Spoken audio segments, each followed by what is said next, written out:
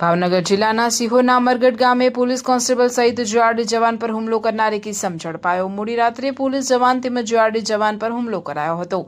Amargadh SBI bank સામે બે ઇસમો દ્વારા હુમલો કરવામાં આવેલ। અમિત રબારી તથા નિલેશ રબારી નામના શખ્સોએ હુમલો કર્યો હતો। પોલીસ કોન્સ્ટેબલ શક્તિસિંહ કાઠિયા તથા જીઆરડી જવાનની ફરિયાદના આધારે ફરિયાદ નોંધવામાં આવેલ।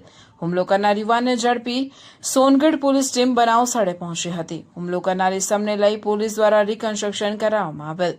પોલીસ દ્વારા હુમલો કરનાર ઇસમને જાહેરમાં લઈ જઈ કાયદાનો પાઠ ભણાવ્યો હતો। રિપોર્ટર દર્શન આચાર્ય, શિહોર, ભાવનગર।